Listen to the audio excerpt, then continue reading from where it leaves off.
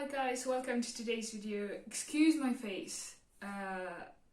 It's been a rough couple of days. So I am 38 weeks pregnant today.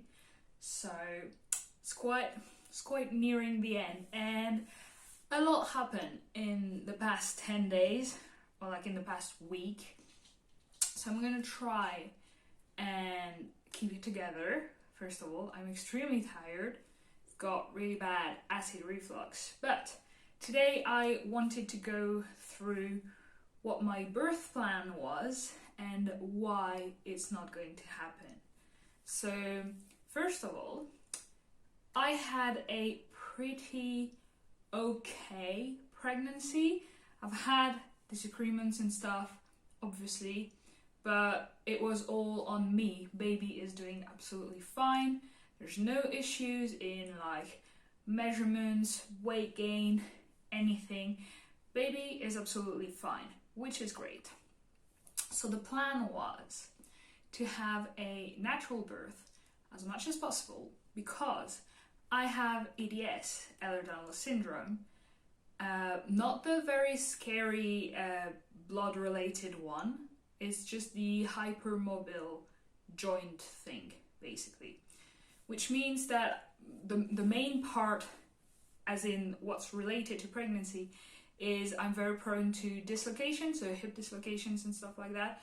My hip has been killing me for like the past week, and I think doing like the balloon exercise and stuff, trying to like get baby's head engaged in my pelvis, I probably dislocated something. But it's okay, we'll put that back after the birth is done. So that's one reason, that's one thing that is happening to me due to EDS. I'm also very, very less likely to be able to get the epidural. The failure of epidural in EDS people is quite high because of our conjunctive tissues, is that what it's called? Basically, the product will take a long time to affect us, and also it will dissipate much faster. So yeah, epidural was not a thing that was 100% sure. It's never 100% sure to work, but I was like, you know what, I'm just gonna plan not to have it because it is very likely that it's not gonna work.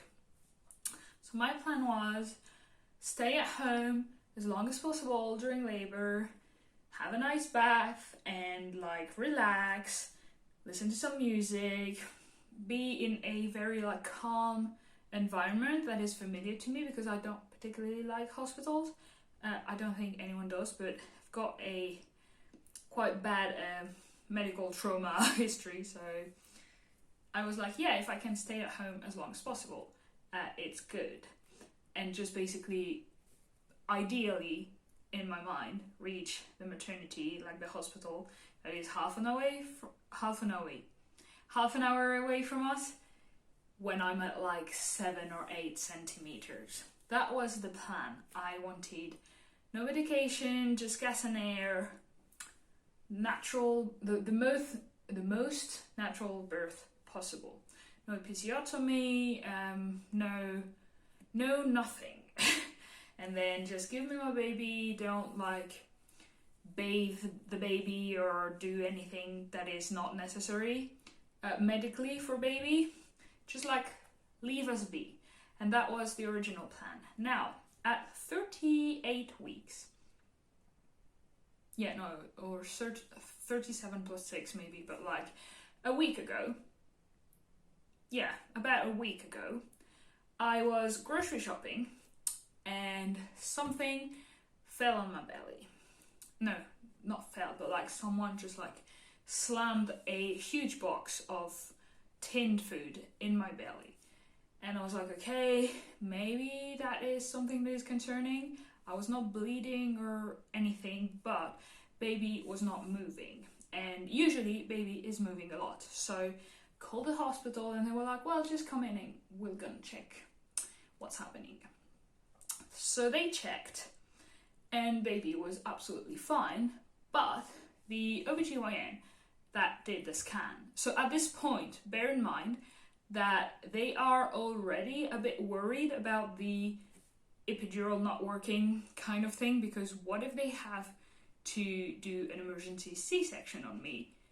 And what if it doesn't work, like the anesthesia doesn't work, and what if they have to cut me open to save baby? So they're a bit worried about that. They're also a bit worried because we have a tendency to hemorrhage faster. So they're a bit worried about that, but not too much. Like, no one said anything really. But this day, the guy doing the scan, the OBGYN, realized or thought it was seeing a very big baby. He said, I think 3.6 kilos, which is what I weighed at birth, not at 38 weeks. So that meant possibly a 4.2, 4.3 kilos baby at birth. And it scared him because it is a bigger baby. It has a higher risk of going to an emergency C-section and then me hemorrhaging and then having a lot of complication. So what they did is they called people in Marseille, which is 2.5 hours drive from here. So quite further away. And they were like, yeah, we're not sure we are equipped enough to deal with this birth if something goes wrong. So they made me go. Mark and I drove to Marseille. We spent the whole day there. We met with OBGYNs, midwives, anesthesiologist, a genetician, someone who knows EDS syndrome, like a bunch of people. And they all collectively decided on Friday, like last Friday, today is Tuesday, they all decided that it was best for me to give birth in Marseille. And I was like, well, if I wait at home for a birth, it's not going to happen. I'm not going to be able to drive, or Mark is not going to be able to drive for 2.5 hours if I'm in full active labor. Like, how is that going to work? So they said, oh, well, you should just come and stay at the hospital now, and then we'll wait for labor. And I was like, no, absolutely not. I'm not doing that. I don't know anyone. I'm not staying at the hospital where I know no one, where I don't know the team, where I don't know anything, alone. Absolutely not doing that.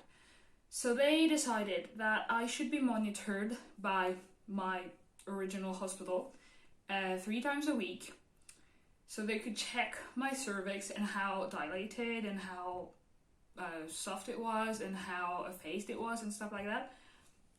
And they could check every 2 days, and as soon as they decide that, okay, the cervix is in a good condition to induce labor, we drive down to Marseille and they induce me there. So it's going to be a very, very heavily medicated birth, with possibly the epidural being put in place very soon in labor to make sure that the project works if I do need to get an emergency C-section. It's going to be very monitored for baby and for me, so heavily medicated, so probably not going to be able to give birth like on all fours or like crouching or whatever. Probably gonna have to go with the old like gyno position, which sucks. Also, the hospital there, like the medical team is amazing. The equipment, like the machines and stuff, are great.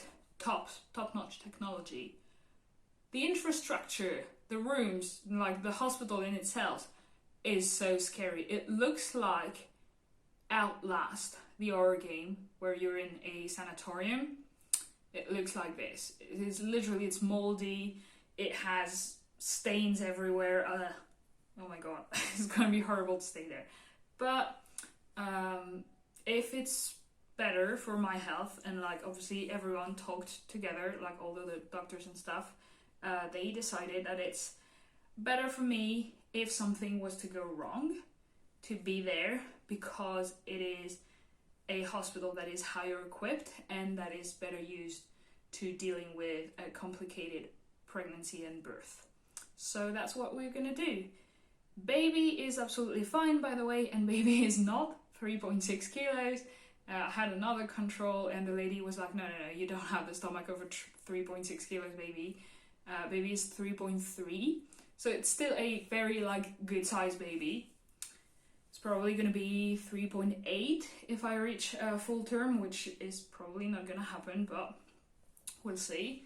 We are 2 weeks away from full term delivery, so baby is probably approaching the 3.4 kilos mark today. My cervix is not particularly okay for an induction, so we're still waiting. It's like half reduced and half open, so they are waiting, I think, for 2 centimeters open maybe. Baby's head is very low in my pelvis though, because I can feel that in my bones. It hurts. Also the midwife, anytime she's checking, she's like, oh, I can feel the head, and I'm like, that's very weird. So yeah, that is what's happening with me. The next video is probably going to be the birth vlog. There we go. Or maybe baby name reveal and stuff like that. I don't know. No, we'll probably do the birth vlog first.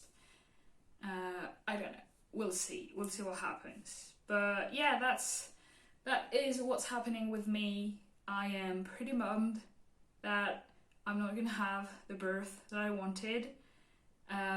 I've seen a lot of people saying, ooh, don't make a birth plan, it's not gonna go the way you want it to go, blah blah blah.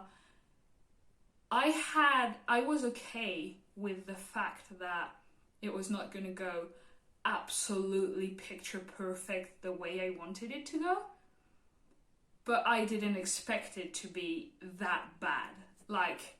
We are almost as far away as possible from the original plan to a heavily medicated, monitored birth. So that has been very hard to deal with. I felt for a few days like I was moved between doctors to doctors, waiting around, not knowing what was going to happen, and I felt like I was just almost dissociating, because I was just like a puppet and I was not very active in the process. So I felt, I resent that a little bit, because this week was very stressful, which is not good for baby. So now that we know the plan, now that we're monitored every 2 days, and that we know that we have to drive down to Marseille and that we're gonna give birth there, baby's gonna have Marseille forever on the birth certificate, which sucks, but it's okay. There is still a very, very, very high percentage of chance that everything will go fine, and they will monitor me and have me give birth there, and everything will be fine. But the thing is, in case it doesn't go according to plan, in case anything goes wrong, I am in much better hands there than I would have been here. So this is why we decided to trust the doctors, and we are going to drive down and be all alone, because we don't know anyone there. So yeah, it's going to be a challenging couple of days. Also, the plan originally was for Mark to come back every other night to see the dogs and bring them baby's blankets or swaddles or stuff, so that they can get familiar with baby's smell. Obviously, because it's 200 kilometers away and there's road fairs and stuff, Mark's not going to be driving back every day, so we're going to let the dogs here with our neighbors, and yeah, it's going to be really difficult to have them be away for so long, so we'll see what happens with that. Anyway, that's it guys for the update on my birth plan and what's happening with me. I will see you guys next time, when probably I'm about to give birth. I don't know what I'm gonna vlog, actually. Probably a lot of waiting around and explaining the process, because I want to remember the process in case I do get pregnant again. I don't want to go through the stress of not knowing what's going to happen to me. So yeah, I'll probably after birth make a video more specifically about EDS and pregnancy and what I've learned, because I think that could be very interesting. Let me know in the comments down below if you would be interested in that, because I think it could be interesting. That's it for today's, guys. You can go click here if you want to watch another video, or click here if you want to subscribe to my channel so that you get notification every time I upload. And I'll see you guys very soon. Bye bye.